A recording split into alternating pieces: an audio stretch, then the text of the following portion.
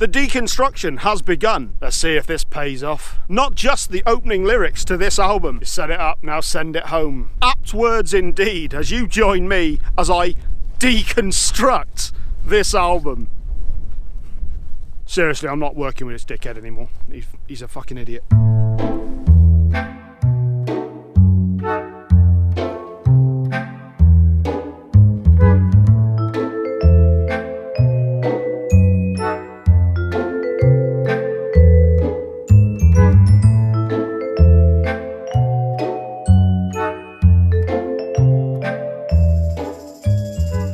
Okay, so the Deconstruction, the latest album from EELS, or let's be honest, Mark Oliver Everett, also known as E. I say that because the band formed in 1995 by Mark himself, with a few others, but it's pretty much been his baby right from the beginning, and I believe he's the only remaining member of said group. This is the first album since 2014's oh fuck's sake. This is the first album since 2014's The Cautionary Tales of Mark Oliver Everett, and it very nearly didn't happen. After a long touring schedule, he was wondering whether he should carry on with music, whether he was just done with it, whether he'd said everything that he needed to say. He was kind of burnt out, obviously, and luckily for us, that turned out not to be the case. And he has released the Deconstruction. Now, the time he had between albums was quite a tumultuous time for him. Yeah, fucking. During the making of this album, he got married, got divorced, and had his first child at the age of 54. All of which has undoubtedly left a mark on how he views life. He also continues to deal with past traumas that he has dealt with on previous albums, such as his sister's suicide, his mother dying of cancer, and his father who died of a heart attack. And he actually discovered the body himself when he was 19 years old. Apparently they didn't actually speak much, and the night before his father passed away, they actually communicated more than they ever had done, he was saying. Must have been quite a harrowing experience. He said in a recent interview, "We spend most of our lives after we're born slowly building up these defences and walls around ourselves. What's underneath all that? What would happen if you tore down these defences?" And I guess that's where the deconstruction comes from, the deconstructing of oneself. After all the highs and lows of his life, I guess this is, I mean, he's always looked inward. One thing that's consistent through all of his music is the heartfelt lyrics. He really does just wear his heart on his sleeve. There's an honesty that's very refreshing with his lyrics. For example, a song he wrote years ago called Ugly Love, which I'll leave a link in the description for those of you who haven't heard it, never ever ceases to tug at my heartstrings. Always gets me quite badly, that one. Are you gonna cry? It's also worth mentioning, just as a source of trivia for those of you who don't know, that his father was actually Hugh Everett III. He came out with the theory of, oh my god! He originated the theory of the many worlds interpretation of quantum theory. I think in its most layman term, this was something to do with the idea that there are multiple universes, and I think this is the one that says that maybe all of our decisions get played out. Is that what it is, Ben? In a different universe? Do you really think that's what it is? So every decision, every possible outcome gets played out. Is that what it is, Ben? Is that really what it is? But for anyone who is interested in that sort of thing, there was actually a fantastic documentary that was done for the BBC. I think it was probably about 10 years ago now, called Parallel Worlds, Parallel Lives. And that's actually a documentary crew following Mark around himself while he discusses his father and his work. Very, very interesting documentary, worth checking out. Couldn't quite explain it yourself, could you twat? I could! My brain knows all sorts of shit! Right, the opening song of the album, and it's the title track itself, The Deconstruction. This has a very classic EELS sound to it.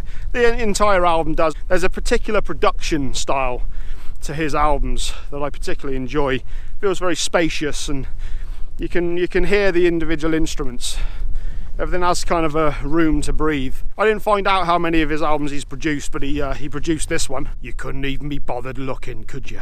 This one has that classic Eels feel with a catchy as hell chorus.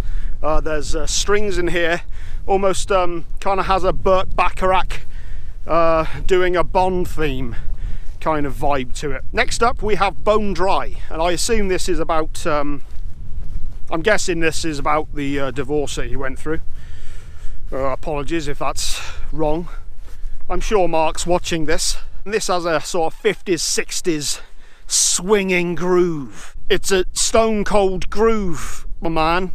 Features the lyrics, "My heart is bone dry, can't give you more because you took all of it." And I'm just going to quickly look up some of the other lyrics here. Shooby dooby dooby doo, shooby dooby, shooby dooby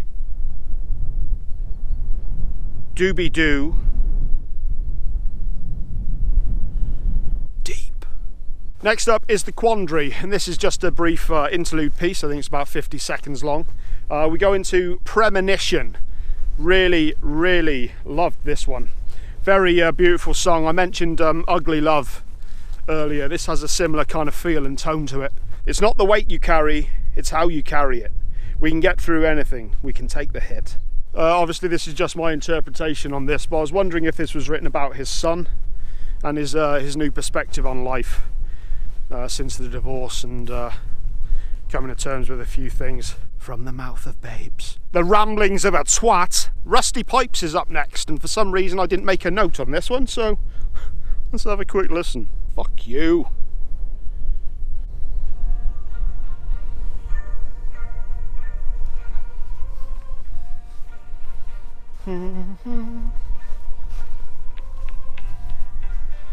Lovely bass line.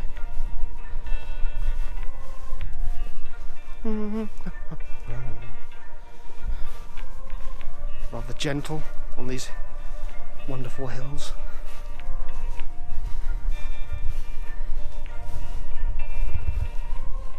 Oh,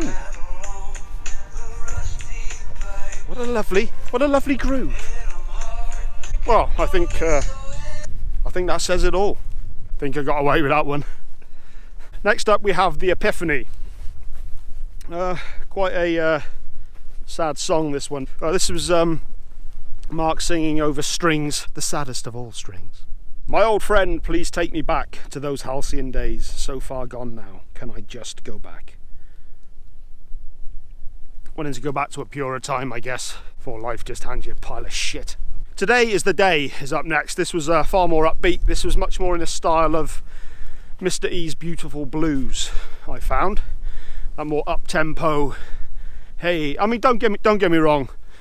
All of his lyrics, as honest and open as they are, they always have a kind of an optimism to them. The sun beyond the storm, or relief from having had constipation for days on end.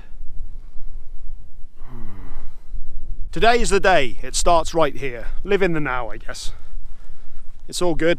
It's all good. Sweet Scorched Earth is up next, and this is a sweet and tender ballad in that classic E style. Are you going to explain the style at all? They already know, they get it. Again, those incredibly heartfelt lyrics and string section as accompaniment. It's you and me together forever, for all that it's worth, as long as we last on this sweet scorched earth. I'm not crying, it's the constipation.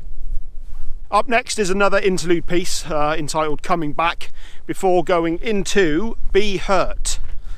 This kind of had a Rolling Stones Angie kind of feel. What are the army doing here?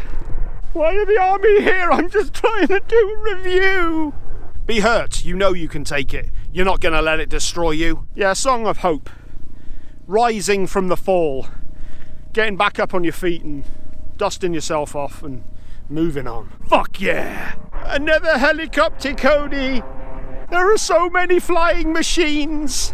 You with a Shining Light up next, and with this one we're back to the 60s swinging vibe, with that sort of Burt Bacharach style songwriting. Burt Bacharach Yeah, Burt Bacharach style songwriting with a nice fuzzed out guitar line in here to kind of beef things up a bit. Now smile, feels good, right? I know not of this smile you speak of. Next track, There, I Said It.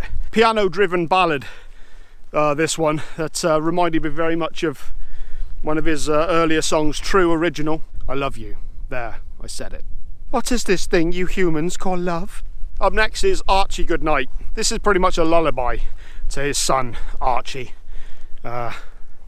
which is why it's probably called Archie Goodnight. That's what lullabies do, isn't it? Penultimate song is The Unanswerable, and this is basically a more fully realised version of an earlier interlude piece, The Quandary.